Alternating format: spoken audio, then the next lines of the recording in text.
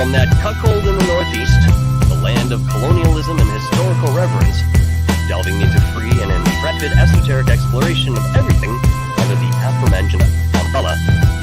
Folks, good evening and welcome to a journey into the most detailed accounts of experience, evidence, and anecdote.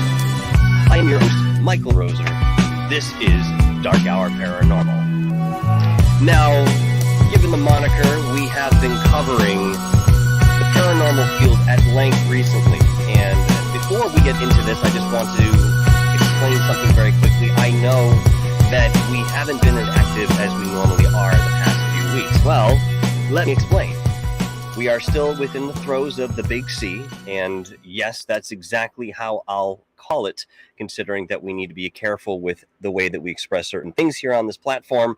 I think you all understand what I'm saying. But in the same breath of the word, we are back, and we have plenty booked out from now through July into August, when we are going to be going back to Montauk to speak with some of the survivors of the Montauk Project. Let's divert for just a moment, and we're going to stick to the paranormal subject this evening. We actually have a very interesting group with us tonight. The Southern Utah Paranormal Hunters are joining us, and I would like to read a little background on these folks. Now, one of the things that I have noticed in speaking to the multitude of paranormal investigation teams throughout the years is that they all have a very ornate history. None of them exactly the same. You find parallels, there are similarities, and of course this is something you would expect, but each one has something individual to offer us in way of their experience and evidence, and I find the Utah Paranormal Hunters here to be no exception to that rule. Now, this outfit was founded by Kevin Olson and Joshua Stewart. Southern Utah Paranormal provides free paranormal investigations to the residents of Southern Utah. Kevin is a retired state police sergeant with 30 years of investigation experience. He brings a grounding energy to the team and provides practical insight when determining the causes of the phenomenon investigators may be experiencing without sensationalizing it. That's very important, and we'll get into that, of course. Joshua had personal experiences earlier in his life, creating a deep interest in the paranormal activity. Another thing that we hear very often, he brings to the team a quest to know the truth. He aims to debunk activity and separate real and unexplained paranormal activities from what may be imaginary. Now, I'm mentioning these two individuals, although they are part of their team. I don't know that they'll be joining us tonight. We'll have to see, but I do have some fantastic folks from that team. Todd Prince, Tina Lloyd, and Shannon. Can't see your last name for the moment. I do apologize, but I will get back to that, Shannon. They are going to be the voices for the Southern Utah Paranormal Hunters this evening. Now, SUP, Southern Utah Paranormal, respects the privacy and sensitive nature of paranormal activities that can affect a person, a family, and a home. We can certainly expound upon that if we need. They keep all matter confidential unless they have explicit permission from the client to use the information, and they are non-damaging with their equipment and techniques and give the utmost respect to a client's property. And I would expect, or suspect, I should say, that this also extends to the realm of the paranormal. And of course, we're going to get into that concept as well. Folks, I'm incredibly excited once again to have these folks with us tonight. And yes, you will see in the near future a handful more of these paranormal investigation groups coming on. And I hope that collectively we are finding something in way of solidity. And hopefully, as we move forward, once again, we'll be able to come to some conclusion, at least to some degree, when it comes to speaking about the spiritual realm. All right, folks, I am going to jump right into this. The first thing I will mention, there are two things to say. Number one, if you send a donation, super chat, super sticker, or otherwise, I will acknowledge you at the very end of the show. And this is not to put you off. This is because we really get into a deep conversation with our guests, and out of respect, this is the content that we are providing. And as much as I appreciate the donation, we will visit that towards the end. The second thing is, if you have an incredibly pressing question that deals with the exact nuance of the topic that we're speaking on in the moment, throw it in capital letters, and you can put that in the chat. I will see that. Hopefully I am watching, but if it's not pressing, please wait to the last 15 minutes at the end of the show here, and we will address all of this in bountiful colors. Now, without further ado, as they say here on YouTube, I'm glad to be back, by the way, I'd like to introduce to you the Southern Utah Paranormal Hunters. We have Todd Prince, Tina Lloyd, and Shannon Morlock. How you guys doing tonight? Thank you for joining us tonight here on Dark Hour Paranormal. Oh, thanks for having us. Glad to be here. Thank you for having us. Oh, it's my pleasure. Now, there are many people who, conduct interviews, and the first thing that they're going to do is ask you, where'd you come from? Where did this start? We'll get to that.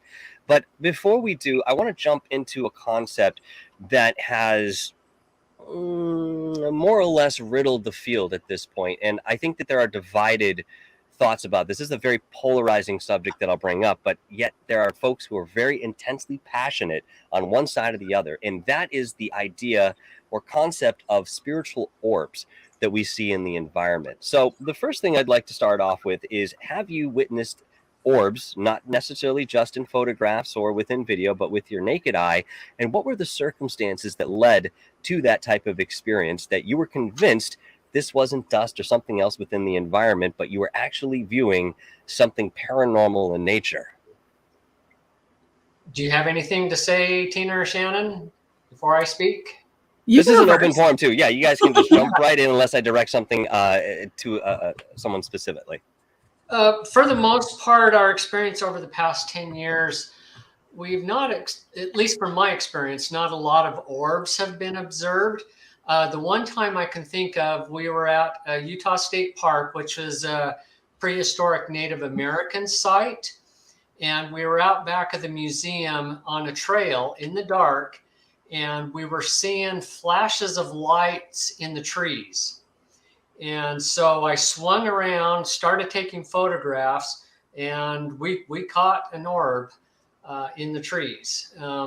That's, as far as my recollection is concerned, that's the only one I can think of that I have seen with my eyes. We have caught some other interesting visual phenomena on photographs, which we would classify as orbs, not dust specks. I mean, probably 99% of the stuff, if you Google orbs on the internet, you're going to see dust specks. Absolutely. Well, I mean, when you're mentioning that, what's the difference when you're looking at evidence that's either photographic or on video, and you're seeing some of this anomalous orb type activity? What are some of the methods that you use to sort of whittle this down, saying, okay, it's not dust, it's definitely energy to some degree? What are your thoughts behind that? Orbs tend to generate their own light, and they tend to be in the cool spectrum. So you're seeing whites, blues, maybe some greens. Whereas dust is translucent, tends to be fairly uniform. Orbs, you'll kind of get this trail on it in photographs as in movement. And so if you look at photographs between dust specks and orbs, it's the difference between night and day. They just look completely different. I must agree. Tina and Shannon, do you have anything to add to this? I was only just going to say that it always makes me laugh when people send in videos that they think are legitimate orbs, because like they get excited because there's a certain travel pattern. But then when you look at it, it's very obviously like a bug or something like that. That's what we get a lot of times too, is bugs. But I think Todd pretty much summed up the rest of it pretty well. I would agree. I've seen them personally, but as far as ghost hunting, we really haven't run into them very often. You know, I think more in the past of investigations, we've seen this type of anomaly. And I think more often than not, probably 90% of the time, we can settle on something conclusory, saying, yeah, this does look like something in the environment. It does look like dust. It might be a bug, especially when you're dealing with something outside. Now, there have been certain instances where I have been privy to see footage that was captured outside during a time of year where there should be no bug life whatsoever. I mean, it's just too cold, and yet you're still seeing some of this anomalous activity. I could reference a few different cases that sort of hold this. You know, when you're seeing something like an orb, do you find that there's something else that accompanies that? I mean, many times, you know, Todd, you're mentioning that they have their own light that they seem to illuminate, you know, sitting at the cooler end of the spectrum. I mean, obviously, this is something very observable, but there are those who say, yes, this is sort of the precursor to some sort of more solid manifestation. So maybe we hear an audio anomaly along with these orbs. Perhaps we see some sort of fleeting translucent apparition again in the same period. Have you experienced anything along those lines when seeing the limited orbs that you have? For a couple of the orbs that we have caught on photographs, one is a historic home that was built in the 1860s, and the place where we caught this one visual manifestation, we've also caught numerous EVPs in that room, especially during the renovation of the home. And so, yeah, there's an association there of voices with the visual manifestation, at least in this one location. The other one I'm thinking about was an outdoor investigation, and it was at a prehistoric Native American site. And there were anomalous EMF readings at this location where we were investigating, and we caught what appear to be orbs in the trees, very near where we're getting these odd EMF readings as well. So, Tina, Shannon, what do you want to add? Yeah, there's a corroboration right there. Yeah, I've seen orbs a few times in my past, and then recently I had the pleasure, I guess you could say, of being with someone who was passing away. And during that time, there were orbs and spirits and glitter and all kinds of things I've never ever experienced in my life, but it was a very interesting, humbling experience to be part of. Were you experiencing this viscerally, or was it something more in your okay? Yes, about 4 or 5 people in the room saw the same thing I did, and when I realized everybody else saw the same thing, we were all kind of freaked out. Well, I mean, it's definitely something you don't see every day. And when something like this enters your space, it does sort of shift that paradigm that you are experiencing at that moment. This is the jarring effect. And usually what people remember who have a one-off experience and do their best to ignore that this may have been something significant, all the while it eats away at them in a certain intellectual sense as time goes on. But again, very interesting observations from everybody here.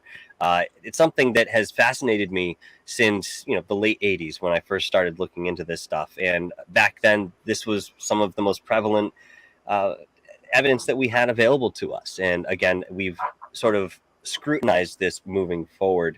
Now, you as the whole outfit really is in service of the community, the way I understand it.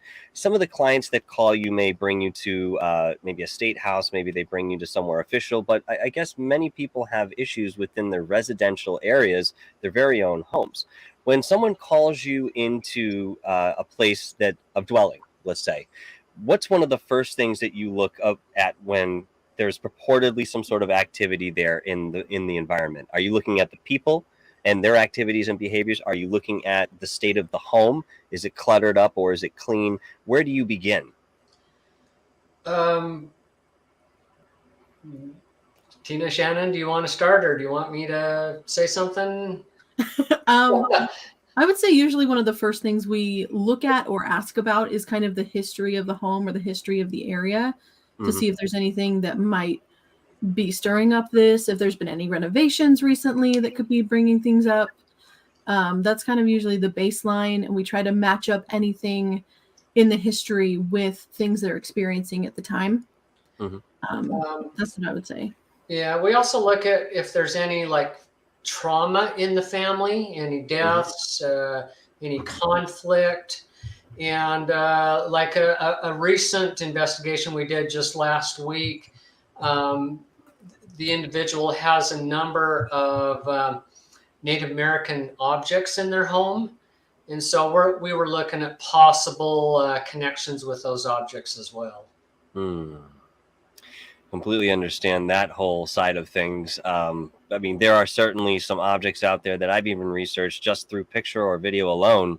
I'm feeling what's with those objects. And, certainly reiterate, and this is reiteration for the many who have been watching us for quite some time, it's not necessarily that the spirit, in my opinion, enters into the object. It actually attaches to it in some sort of peripheral affect. Would you agree with that? Absolutely, yes. Yes. For whatever reason, whether it was something that was close to that individual in life and it just has meaning to them, yeah, that attachment may still be there. Do you find that, if you have an object that you sort of pin down saying that this may be some sort of generator or amplifier for the spirit, it's attached to it, and perhaps this person wants to keep it for some sort of sentimental value, but you realize this may be the crux of the problem, how do you deal with a client in that respect, kind of pushing them along, saying, listen, you have all these experiences, we think we may have found the root, but you'll have to remove grandma's $120,000 china cabinet in order to get rid of this? How do people react? Well, of course, they're reluctant because it's important to them as well. And so there is some resistance there. And there may be some skepticism from individuals like, I've had this object for years. It's important to the family. I don't think anything's weird with it. But, trying to explain to them that that may be the source of the activity. Some are open to it, others not so much. Tina and Shannon, let me ask you this here. Are you familiar with the concept of Feng Shui? Yeah. Okay. How important is Feng Shui when you look at a residential area or home that purportedly has this activity? How important is it to take in the free movement of energy throughout a home? Do you find that when you walk into a place that perhaps looks something like a hoarder or maybe a little bit less on that end, but you see the clutter, do you think this lends to whatever energy that people might be experiencing, whether it be something more benign or malevolent? I definitely think so. I am one to believe that, people who live in a cluttered space or in disarray, that tends to affect their well-being. And then in turn, certain things can attach to that energy. And so I think we talk a lot about cleansing and clearing spaces as part of our services, I guess you would say, if they're open to that. And so we definitely try to touch on the energy of the home and improving things if possible. And in the residential home that we just did last weekend, we even talked about having her switch things up because the bedroom was a place where she had a lot of negative-ish things going on. And we were like, have you tried switching things up? Is there a different way we could lay this out? Is there another way we can help you? So we definitely look at that a little bit. Yeah, we have a general sheet of recommendations that individuals can take to kind of clear their own space. And one of those actually addresses the organization of the home, the feng shui of it, cleaning up clutter, changing the energy in the home, inviting fresh, positive energy into a space rather than that kind of claustrophobic feeling you get in a cluttered space. So yeah, we definitely address that. I think it's important. And one of the first questions that a good friend of mine had asked me when I reached out for help dealing with an attachment I had many years ago was, what's your house look like? Are you cluttered up? Are you able to keep a clean domain? What's going on there? And, looking around at that time, living with the folks that I did, I couldn't say it was the most tidy or kept place, but that being said, it always stuck with me. And I do believe that there is an element of that in at least the anchoring of certain energy or the sustaining of certain energies that perhaps, somebody doesn't want. You just create that sort of discord within your home by, not keeping up with it. But again, I think it's something very important to mention, and perhaps those listening will take some knowledge with that in respect to how they live and perhaps what they experience. Now, Todd, you mentioned a couple times here Native American sites. Now, whether they be ceremonial, celestial, burial spots, we understand that there are many cultures, prior to this modern age, if you will, that were connected very intimately with the earth and perhaps the elemental energies. They were able to call in these and live side by side with what we might consider to be adversary energies. And yet they were very much aligned and somewhat allied with these. So the implication that they lived a very spiritual life is certainly on the table, and we have much evidence in way of that. But my question is, why so much activity, so much energy around these sites? I would assume in many cases that if you are an individual or a being that is traversing some of those higher realms, or even in the shamanic lower levels, you're still very much in command of your travel and your energy and the understanding of that frequency. Why do you think this type of energy stays within the lower subset of vibrations of this third reality? Why wouldn't they move forward, or perhaps cast themselves into a higher vibration where it's just something too subtle for us to experience? Just as way of background, I spent 35 years as an archaeologist working with Native Americans. So I kind of have a different perspective than maybe the average person that isn't associated with archaeological investigation. But my experience with the Native Americans is compared to the majority of us, they have a much stronger connection to their environment. And I think that connection is what precipitates the activity, whether, currently or from deceased individuals that have that connection with the environment, with the earth, with the animal kingdom, the plant kingdom.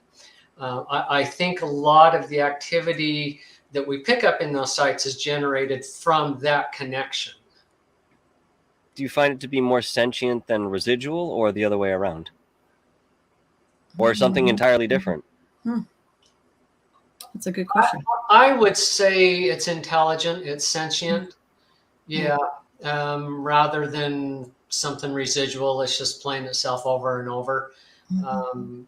There seems that the little bit we have caught at Native American sites, it seems to be responsive to us being there, based on the evidence we've caught.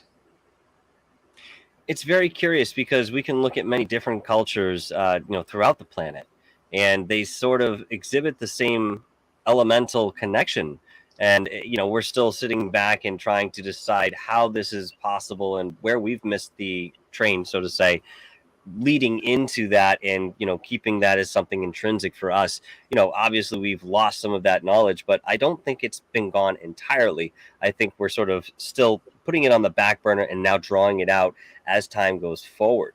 Have you ever come into contact with what is known as a watcher spirit? And I'm bringing this up specifically when it comes to Native Americans and other indigenous tribes, because I find that many times through my visitations and prior investigations, that is what I was coming up with, this overarching spirit, which actually appeared to be, very tall in stature. I mean, I think the tallest I had seen was upwards of 12 feet.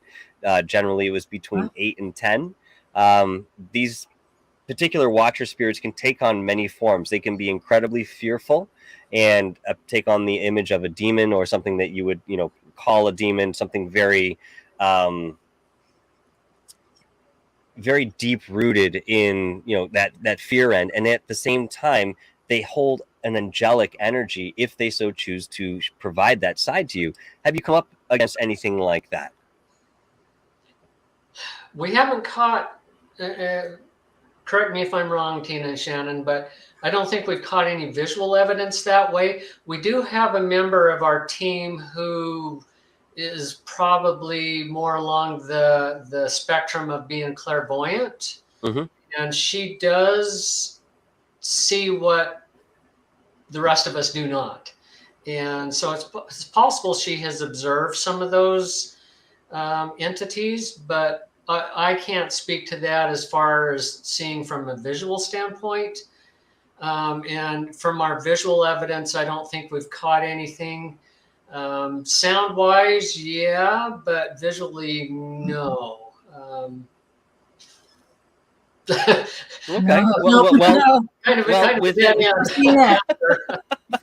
Within that same breath of the word, how are you identifying certain spirits that you make contact with? Because we know that they can sort of cloak themselves in certain ways, or, perhaps deceive you. And it's not necessarily, again, malevolent the way that they're doing it. Sometimes it is. But, how do you discern what you have in front of you when you're communicating with one that connects with you?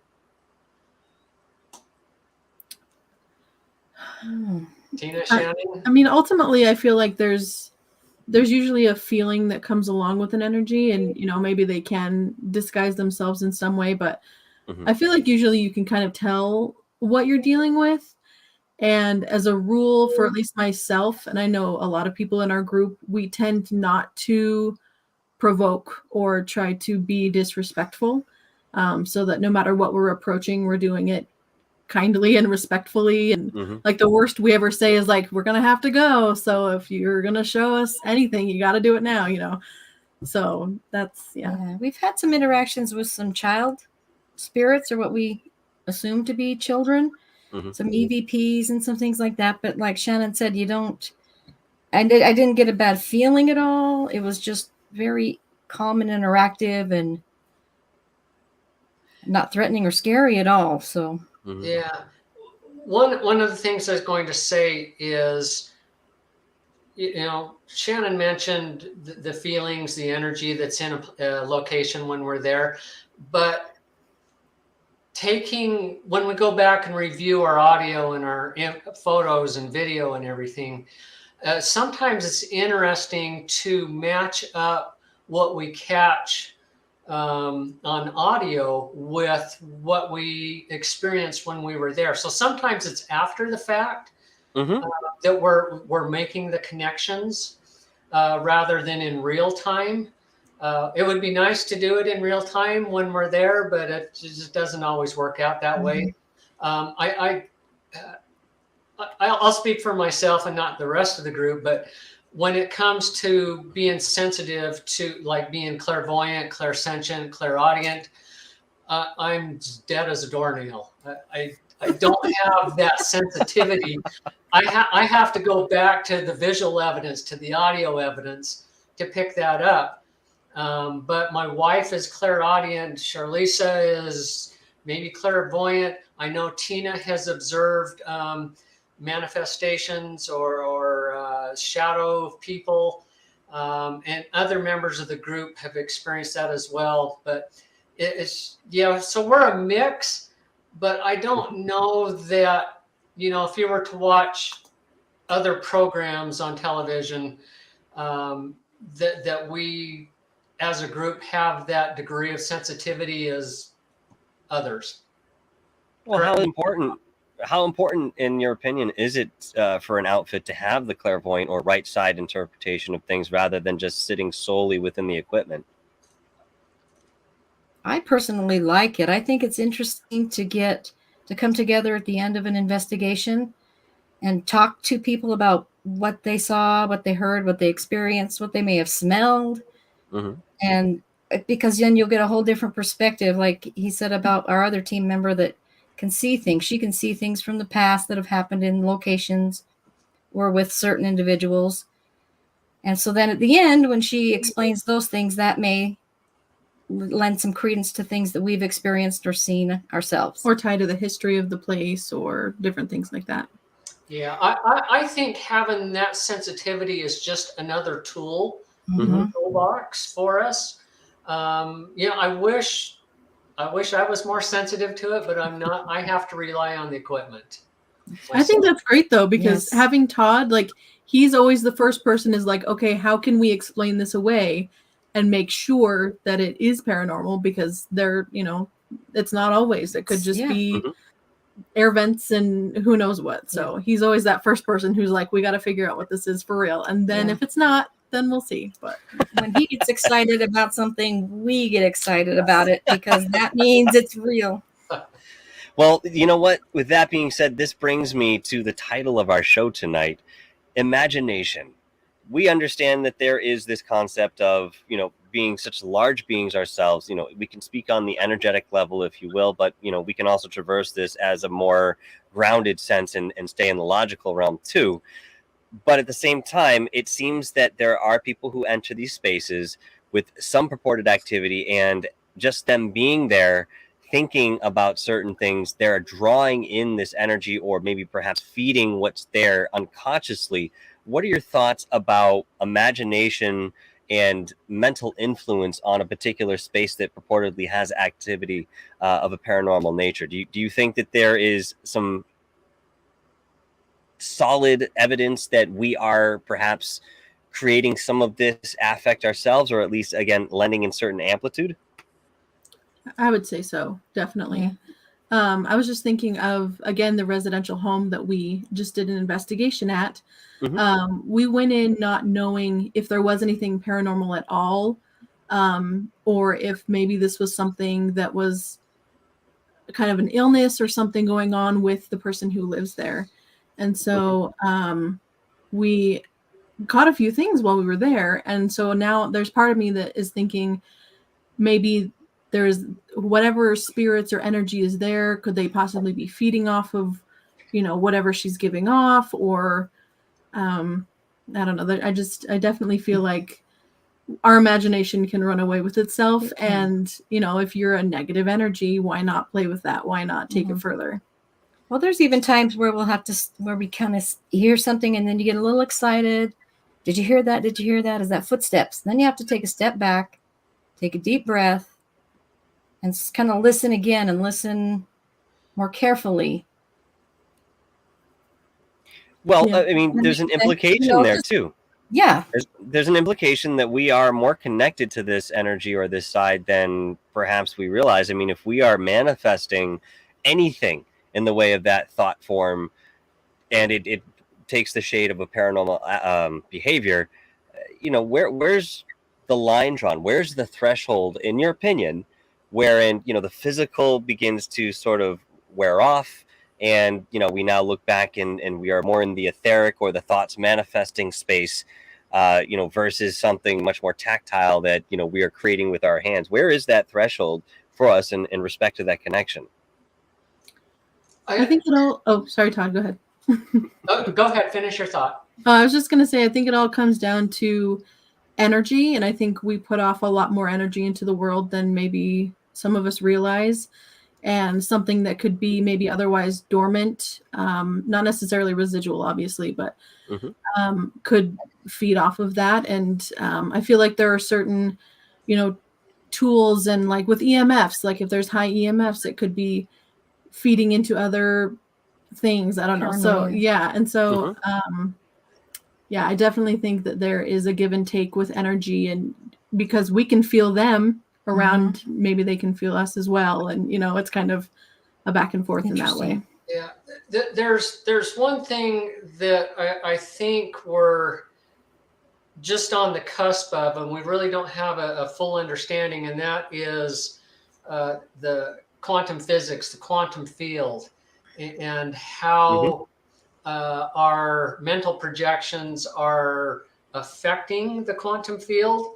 And I actually teach a paranormal investigation class at Utah Tech University. And that's one of the things that we talk about is the quantum field and the energies that are there, and how they manifest and how they're influenced and manipulated.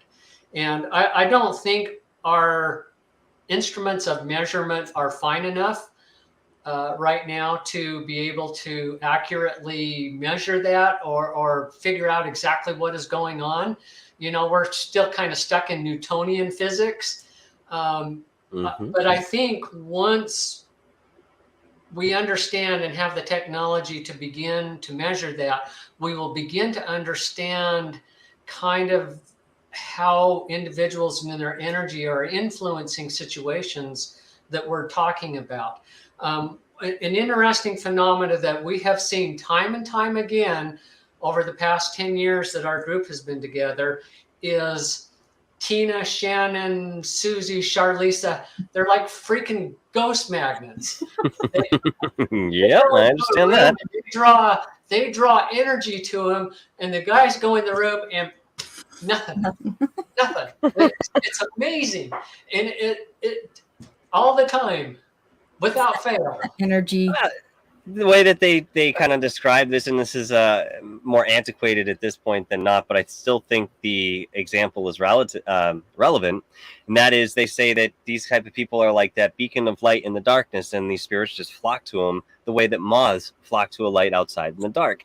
I certainly, through my own experiences, agree with that interpretation and think that there's a much larger implication in respect to that person's energy than perhaps we can figure out now.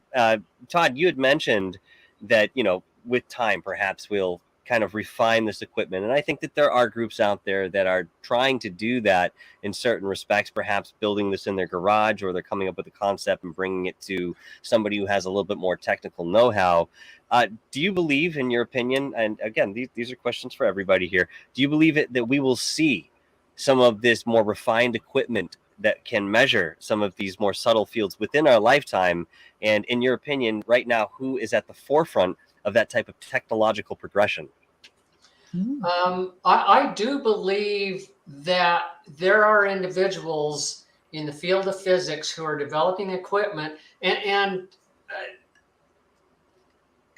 I don't know how advanced it'll be within our generation here, but I think there are a few pieces of equipment where they are measuring subatomic particles and the energy that's given off, and seeing how that reacts to different, like, magnetic energies. I can't give you names of individuals right now that are the forefront of that field, but there are certain books I could bring up to you. Just give me a second. I'll bring it up here in a sec. Sure. But there's a book called The Subtle Energy Body. And I can't think of the author's name right now. But she delves into some of these cutting edge experiments that are taking place to try and measure the quantum field and how it's being influenced. I think part of the problem is our understanding of quantum physics is limited to the point that we don't exactly know what we're looking for yet. We know it's there, we just don't have a grasp of it. And so to develop the equipment to measure that there's this gap, there's this disconnect. But there are people that are just on the cusp of trying to figure it out, and they have some fascinating theories and experiments about it. And I firmly believe it plays into the paranormal realm and what we're trying to catch with the equipment we have, which I think is really kind of crude and just it's just not quite there, but it's the best we have right now. Well, we're pioneering something that I don't think many people saw coming. Certainly Edison had his version of this, and there were many others during that time of what we'll call the spiritual awakening, where mediumship in the 1800s became more of a party favor, but it was more accepted at than any other point prior to this in our modern day. So that's quite interesting. But, in way of the quantum physics, and I think one of the biggest challenges that we are faced with is that we are exploring something that is not linear. And within our minds, perhaps again in way of protection, we need that filter of linearity and compartmentalization to sort of make sense of certain things. This is the programming of the mind that we have at this point, but at the same time, we understand that the mind can grow outside of those boundaries, and it takes perhaps for some an immense effort to break out of the constraints of the walls that we've built for ourselves, to really experience what's outside of that box, and then understand that everything does exist within the same space, separated by vibration and frequency. And we can go right back to Nikola Tesla's interpretation of the world, and you'll find that quote in there. I'm sure you've all seen that, but that's the way that he's seen the world as well. And yet we're right on the precipice of really discovering something further with quantum physics, and again, the implications that come with that. As far as I have heard, everything that happens in the paranormal sense, and perhaps even in ufology, wherein you're seeing these objects in the sky, they click out, they turn 90 degrees, and they're switching into different vibrational overtones, this can all be explained scientifically. But as you say, Todd, we don't necessarily have the tools yet to make that type of discernment. And again, perhaps as the explorative and creative species that we are, we will find this hopefully in the near future, because I'd love to be alive to see that type of equipment and be able to use it, knowing that the intuitive and the logical mind at some point really does mesh and join together to create much larger analysis of the entire picture that we are experiencing with the paranormal world. Very quickly, let me ask you, each one of you, Todd, I'll start with you. What got you interested in the paranormal realm, and why did you decide to become part of this team, help create some of the foundation, and do what you do today? Well, a couple things. One, being an archaeologist, I was always rooting around in archaeological sites, excavating burials, which is kind of a sensitive topic, wondering about those individuals, their lives, wondering if there's anything left of them at these locations that we investigated archaeologically, not from a paranormal investigation standpoint. So that was always in my background. And then I just watching cable television, there's a bunch of ghost hunting shows on there, and you watch them, and there's interesting stuff, and you wonder, is that real? Is that really happening, or is it just editing and they're just throwing stuff out there? So I worked for Utah State Parks, and I was managing a state park in Cedar City, Utah, which is where Tina and Shannon are, and there were historic structures on the site there, and Kevin and Josh knew me from another association. And so Kevin and Josh started Southern Utah Paranormal, and they were looking for locations to investigate. And they approached me and said, hey, can we investigate some of the historic structures on the park there? And I said, yes, if I can come along. And that's how I got into the group. So that's how I got interested in it. And it gave me an opportunity to begin to look at, is this real? And I had no idea if it was real or not. After about 12 years of doing this, the stuff we have come up with, it's incredible. I think the paranormal is happening around us all the time, but we're just not tuned into it. We're not looking for it. We're not aware of it, but it's there. Based on I'd have to agree with that. Observations. So that's my story. I'll let Tina and Shannon tell theirs. Absolutely. Tina, what is your story with all of this? Did you have an experience growing up that kind of propelled you into an interest within this field, or did you find your way in the back door somehow? Where did you stand? I have always had a little bit of a paranormal gift, twist, whatever you want to call it. Even as a little tiny kid, I would see things and hear things, and I just kind of ignored it. And so it's always been a part of kind of who I am. My mother was kind of intuitive, the same. And one day I was talking to Todd's wife at work. She and I worked together, and we were talking about ghosts. And she said, oh, you need to come hang out with us. We're going on a ghost hunt. And just like Todd, I thought, okay, this is my opportunity to see if this is real. Because what I know I see is real, but I don't know what's on TV is real. So I hooked up my daughter Shannon, said, guess what? We're going to go ghost hunting, and we've been ghost hunting ever since. Do you see yourself moving outside of this realm, Shannon? It's explorative, and of course it's boots on the ground research within the field. Do you find yourself drawn to, again, expound upon this in any way that you would see fit creatively? Oh man, that is a good question. I don't really know. I mean, we're just kind of doing what we do, and we're just looking to help people really more than move too far out of our comfort zone, I guess. But even as a little child, Shannon had imaginary friends, and she had one imaginary friend that was very real. And she would come and tell me about Margaret, and I played with Margaret today, and things were awesome. Then one day she said that Margaret would bring her friends if she took the picture of Jesus off the wall. Interesting. Yes. And so that's when I said, no, if they're not a friend of Jesus, they're not a friend of ours.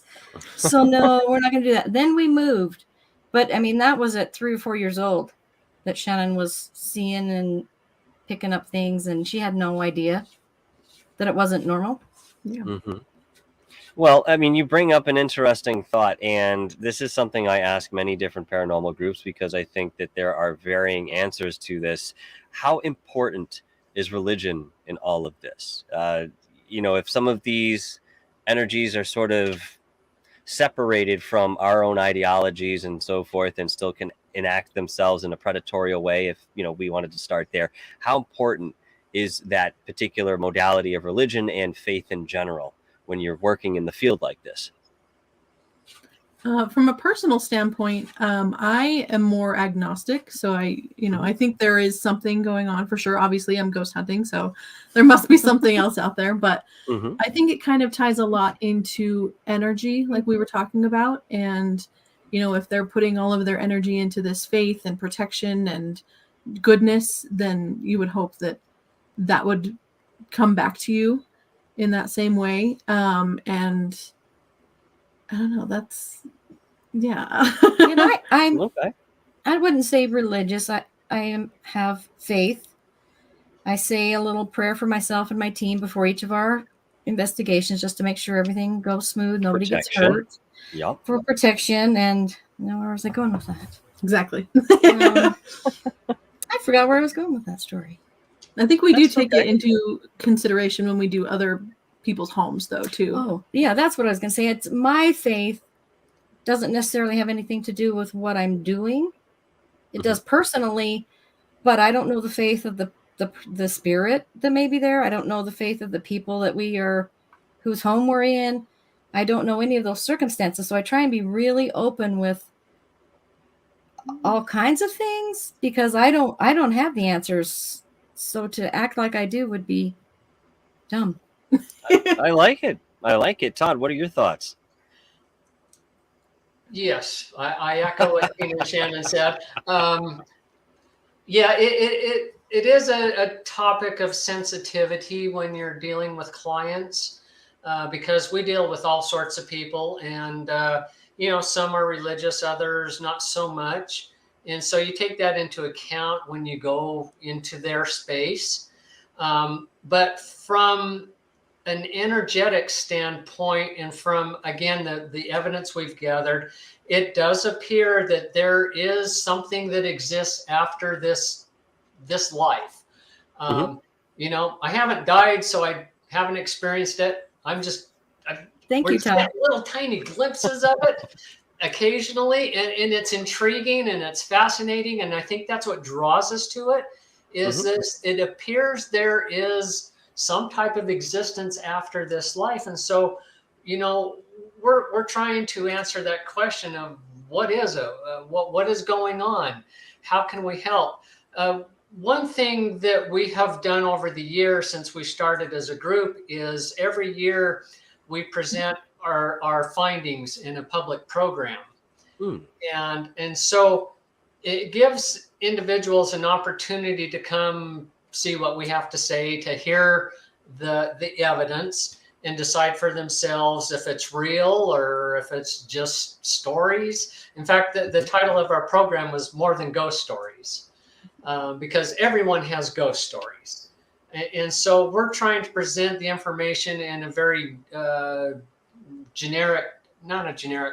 of a neutral way, so people can decide for themselves what they're experiencing. And we can sometimes facilitate individuals in getting answers to their questions about their space. And very often we do get questions about religion and faith and spirits. Sure. and that kind of thing. So it's you have to be open to it because who knows? I don't know. Exactly. I don't know. I don't have the answer either. Hey, But Don't know fantastic. until it's too late. Yeah, well, I mean, we're here playing the game. We're within the theatric play here. Perhaps after the veil is lifted and we pass on into the next vibration, we'll have a little bit more understanding. But I still think that there will always be a little bit of a nebulous nature to, all of this reality. Perhaps when you get into the higher vibrations, it's easier to look down, so to speak, and gather more of a collective idea. But at the same time, us discovering, perhaps creating these paths as we go forward. I mean, we don't know how much influence we have on that other side, and yet we're seeing their influence on us here. So we can only make an educated guess as to, what our energy may be doing with these particular energies that, again, are in obviously a different realm, but within the same space. I'm opening up the lines, guys, just for the moment here to let you know. If you have any questions, please throw them in capital letters, and I will address them as they come in. Aussie Tiger, thank you so much for the 99-cent super chat there. I really appreciate it. I'll flash that up in a little bit. Now, we are getting close to the end of the program, and believe me, this flies by all too quickly. But there is a question I wanted to ask you, and this is a very grounded question, I think, and it's something that I think many outfits don't really consider. But what makes your paranormal outfit original? Do you have something niche that you do or implement that is different from other paranormal investigation groups? Do you want me to go? Do you want to go first? Go for it. Go right ahead, John. From my perspective, okay, what you see on television is highly edited, and what we do as a group is when we give presentations, we talk about the process and what we do, and we're presenting the information without all the spooky music in the background and the spooky figures and we talk about what we're trying to accomplish, and we present it in a way that's accessible to the general public. So I think that is something that our group has focused on. It is being accessible to the public and getting the information out there that we're gathering, so that we're just not just this little enclave going around in the dark, doing these things. We're actually sharing it with the public in our area. It's a very popular program too here in Cedar City. Standing room only all the time.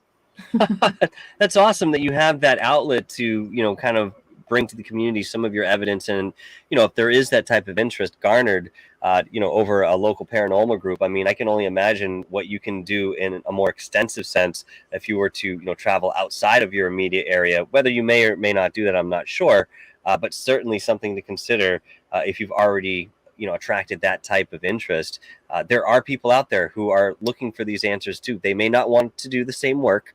Maybe fear is something that pushes them away. Maybe there's something else repelling them from going into the research, but they will certainly listen to those who have done it and gone into it once again extensively with an open mind. I'm finding that more and more each day, more than people would expect. So that is quite curious, in my opinion. Very quickly, let me ask you this, because we certainly put ourselves in certain vulnerability when working with certain spaces.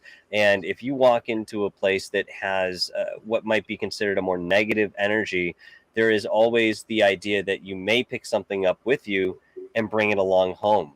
Now, has any of your members experienced what we understand to be an attachment in a negative sense? And if you have, what were some of the ramifications that you implemented to rid yourself of this bane? I have not. I don't invite that. Yeah. Okay. Different individuals in our group have their different rituals or activities they take. I'm Buddhist myself. I wear these Tibetan prayer bracelets for my own energy protection. I also am an energy practitioner, so I do a little energy routine before I go on an investigation. There have been a couple individuals early on in our group that claim to had energies attach themselves to them and go back to their homes. And they ended up leaving the group because of that, because it affected them so negatively. And we've had individuals during an investigation have to leave the space because they were being so overwhelmed with the energies there.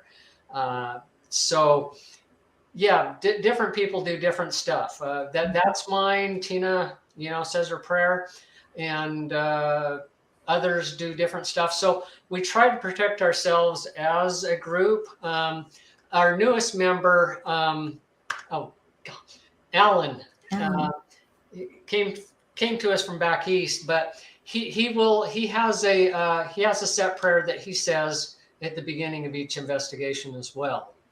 But we're all from different spiritual, religious backgrounds, different belief systems. So we all kind of have our own little rituals that we do. What do you want to add, Tina and Shannon, to that?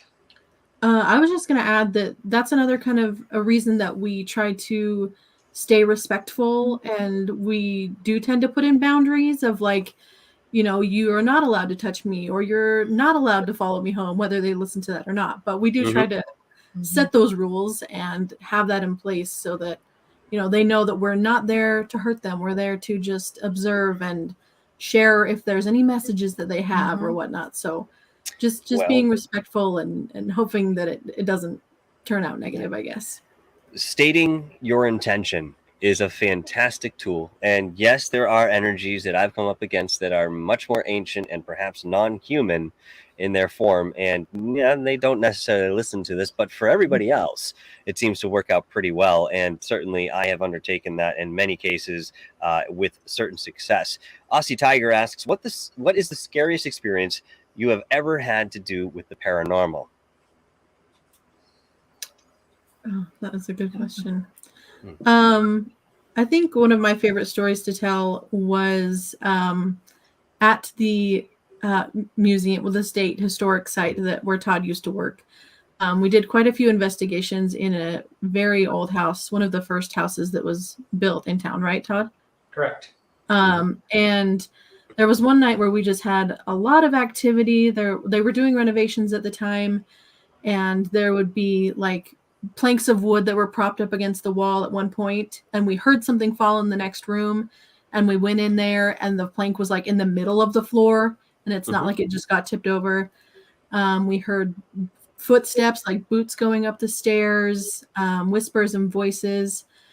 And then later when we went back to review our audio, we got one of our favorite EVPs to share, where we had a voice. We were talking about how to spend our time in this house. Should we do 15 minutes in each room? What do we do here? And the voice comes over the top of us and says, no, half hour, get out soon. So that was kind of, overall it was before, after, during, it was kind of a really spooky, fun night. Yeah. Had we known that, we might have left. Well, I mean, I'm glad you weren't deterred to whatever end, really. That's fascinating. That's quite interesting. Yeah, it's fascinating. There's only been, in the 12 years we've been doing this, there's only been one location where I've ever felt uncomfortable. I don't know that I've ever actually been scared, maybe uncomfortable, but it was an elementary school, actually. And that's the only place I've ever really felt uncomfortable, unwanted. Otherwise, my approach is one of curiosity. I think a lot of people that get scared or fearful of the paranormal are looking at it from a point of view of something to be afraid of when we should be curious about it.